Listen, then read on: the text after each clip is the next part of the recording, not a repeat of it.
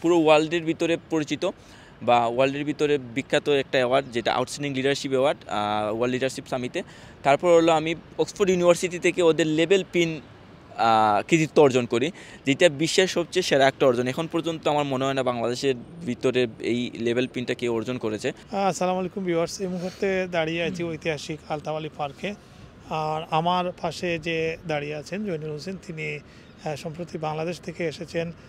Youth motivational speaker হিসেবে তিনি দেশে স্বীকৃতি অর্জন করেছেন এবং দেশের ছাড়িয়ে তিনি এখন বিদেশে এসেও, অর্থাৎ ভারতে, নেপালেও তিনি গিয়েছেন এবং সর্বশেষ তিনি ব্রিটেনে এসেছেন এবং অক্সফোর্ড ইউনিভার্সিটিতে ওনার একটি মোটিভেশনাল প্রোগ্রাম হয়েছে গত 21 তারিখে।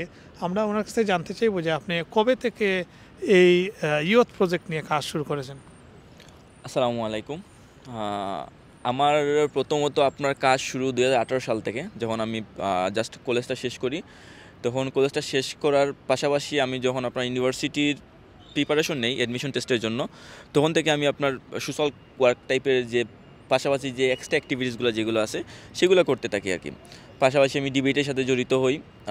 তখন ডিবেট করতে করতে আমি একসময় দক্ষিণ এশিয়ার সর্ববৃহৎ যে ডিবেট সংগঠন সেটার জয়েন্ট অর্গানাইজিং সেক্রেটারি নির্বাচিত হই কেন্দ্রীয়ভাবে। তারপর হলো আমি আপনার পাবলিক স্পিকার হিসেবে কাজ করি, বিভিন্ন স্কুল কলেজে পাবলিক স্পিকার হিসেবে কাজ করি।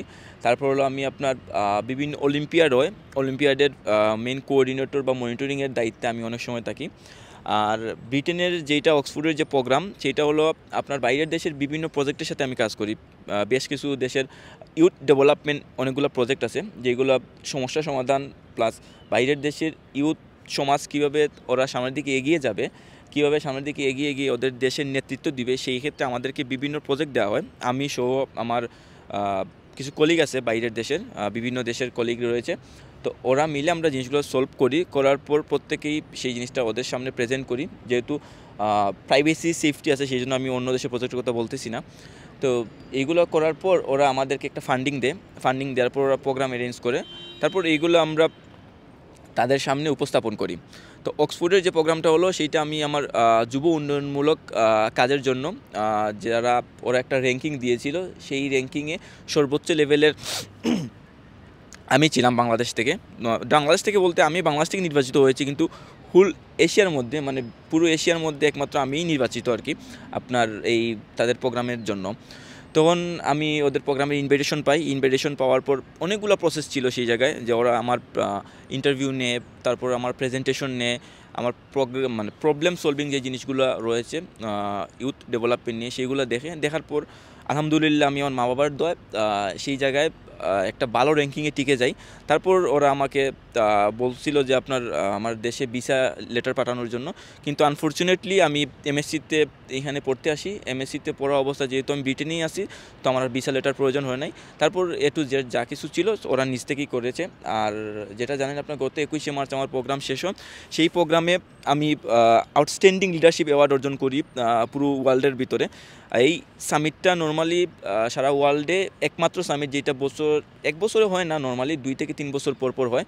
তো এখানে আপনার বিভিন্ন দেশের ডেপুটি প্রাইম মিনিস্টার ছিলেন, আপনার এখানের স্থানীয় যে এমপি মহোদয় আছেন ওনারা ছিলেন, তারপর আপনার 6টি দেশের রাষ্ট্রদূত ছিলেন এখানে। তারপর আপনার বিভিন্ন আপনার যে লর্ডস অফ, তারপর কমন্সের বিভিন্ন মেয়র এখানে উপস্থিত ছিলেন। তো এখান থেকে সবচেয়ে বড় জিনিসটা হলো আমি এশিয়ার ভিতরে একটা অ্যাওয়ার্ড পাই, যেটা মানে পুরো ওয়ার্ল্ডের ভিতরে পরিচিত বা ওয়ার্ল্ডের ভিতরে বিখ্যাত একটা অ্যাওয়ার্ড, যেটা outstanding leadership award world leadership সামিটে।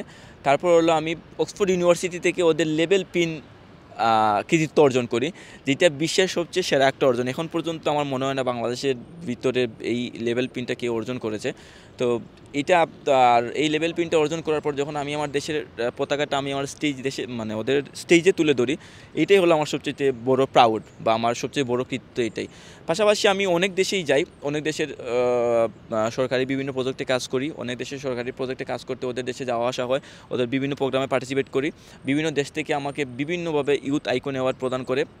আমার বেশ কিছু অ্যাওয়ার্ড আছে যা বাইরের দেশ থেকে প্রদান করা হয়েছে আমাকে আমার কাজের স্বীকৃতিস্বরূপ।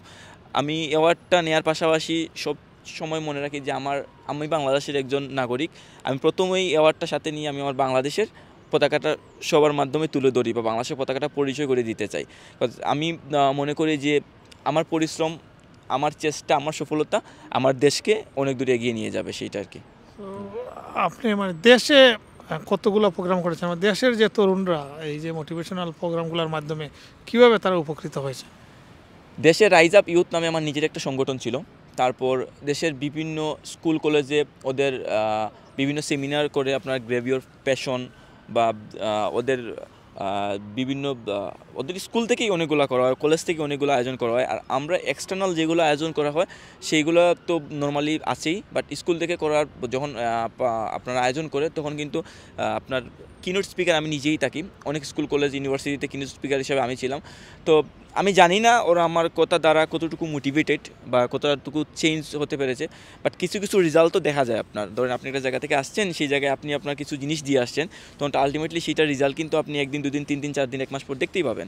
সো আমি যতটুকু আমার কথাবার্তা দ্বারা বা আমার কাজের দ্বারা বা আমার মোটিভেশন স্পিচ দ্বারা বা একজনকে আপনার উৎসাহ দেওয়ার মাধ্যমে আমি যখন মানে এই জিনিসটা দেখতে পাই যে আসলে কিছু ডেভেলপমেন্ট হয়েছে, আমি যে জায়গায় থেকে গিয়ে আসছি কিছু ডেভেলপমেন্ট হয়েছে, সেই পারপাসে আমি বাংলাদেশে মোটামুটি বলতে গেলে অ্যারাউন্ড 40-45টা জেলা ঘোরাফেরা শেষ আমার বিভিন্ন প্রজেক্টের কাজে, আমার ডিবেটের কাজে, আমার সেমিনারের কাজে আর কি। আপনার দৃষ্টিতে বাংলাদেশের যুবকরা যারা আছে তারা নিজেদেরকে মোটিভেট করতে বা নিজেরা স্বাবলম্বী হতে বাধা কোন জায়গায় বলে মনে হয়? আমি যেটা পরিলক্ষিত আমার দ্বারা আমার মনে হয় সবার ভিতরে একটা স্পিড আছে বা সবার ভিতরে একটা স্পিড আছে কাজ করার, কিন্তু মেইন কথা হলো আমরা একটা কাজ করব, সেই কাজের উৎসাহ পাই না, প্রথমত উৎসাহ পাই না। আর বাংলাদেশের কিছু কিছু জিনিস আছে যেটা আসলে বলাও যায় না, আবার বলতে হয় ডিমোটিভেট করে অনেকে। যেমন আমি একটা কাজ করতে গেছি, আমাকে কিন্তু অনেকে অনেক কিছু বলছে, তুমি এটা করতে পারবে না, তোমার দ্বারা এটা হবে না, যেটা আপনার 2 থেকে 3-4 বছর আগের কথা, এটা দ্বারা হবে না, তুমি এগুলো করে কোনো লাভ হবে না, তুমি একটা জব করো, এই করো, সেই করো, এইগুলো। তো আলটিমেটলি আমি এখন দেখতেছি যে আমার সফলতা কী, এখন আমি ওয়ার্ল্ড ওয়াইড পরিচিত, আমাকে ওয়ার্ল্ড ওয়াইড সবাই চেনে, ওয়ার্ল্ড ওয়াইড আমি একজন ইউথ আইকন হিসেবে পরিচিত। সো এই ডিমোটিভেট জিনিসটা যদি আমরা আমাদের ভিতর থেকে পরিহার করতে পারি, আর একজন একটা ভালো কাজ করতেছে, তার যদি কোনো কিছু প্রয়োজন হয়, এবং সরকারিভাবে হোক আর বেসরকারি তো অনেক প্রতিষ্ঠান রয়েছে, বেসরকারিভাবে হোক, যদি তাকে একটা ফান্ডিং দিয়ে বা তাকে আমরা একটা শক্তি প্রদান করতে পারি পেছন থেকে যে তুমি যাও এই কাজটা করো, তখন প্রত্যেক কাজে কিন্তু আপনার ধরেন কি আছে, আপনার প্রত্যেক কাজ কিন্তু একবার আপনার সফল হবে না, সেই কাজ সফল হতে হলে আপনার 2বার 3বার 4বার 5বার ট্রাই করতে হবে।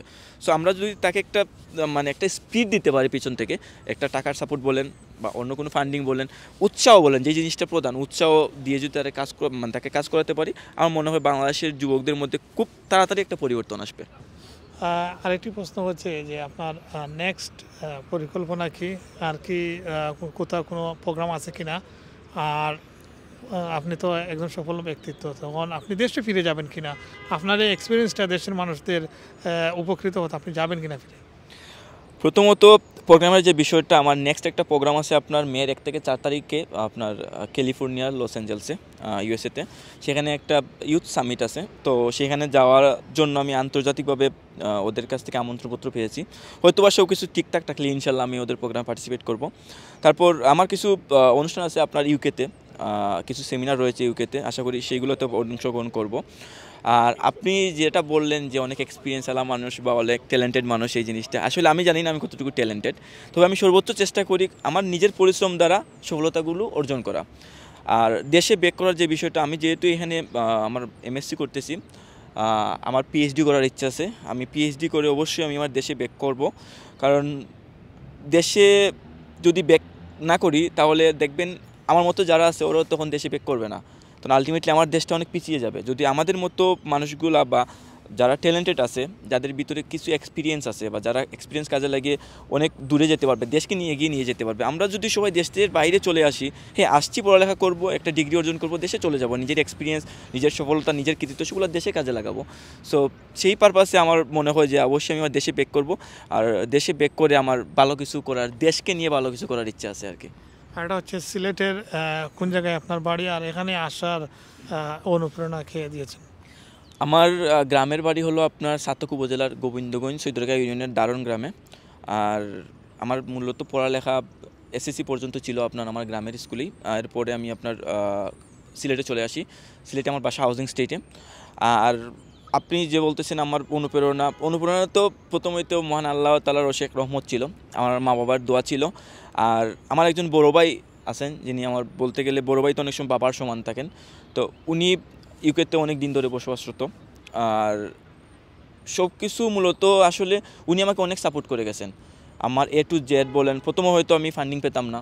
প্রথমে ধরেন ৩-৪ বছর আগে প্রথমত অবস্থায় ফান্ডিং পেতাম না, তো প্রোগ্রামে যেতাম, যে একটা এখানে একটা কী ছিল। তো উনি আমাকে অনেক সাপোর্ট দিয়ে গেছেন। আর আমি আমার ভাইয়ের জন্য অনেক দোয়া করি, কারণ আজকে আমার মা বাবার দোয়া আর আমার ভাইয়ের জন্যই আজকে আমি এই জায়গায় একজন সফল ব্যক্তি, একদম আন্তর্জাতিকভাবে পরিচিত একটা ব্যক্তি। ধন্যবাদ আমাদেরকে সময় দেওয়ার জন্য। ভিউয়ার্স, আপনারা শুনলেন ওনার সফলতার কথা। আমরাও চাই দেশের তরুণরা এভাবে এগিয়ে যাক এবং বিদেশে আসলেও তাদের সেই এক্সপিরিয়েন্সটা পরবর্তীতে দেশের কাজে তারা লাগাবে, এটাই আমাদের প্রত্যাশা।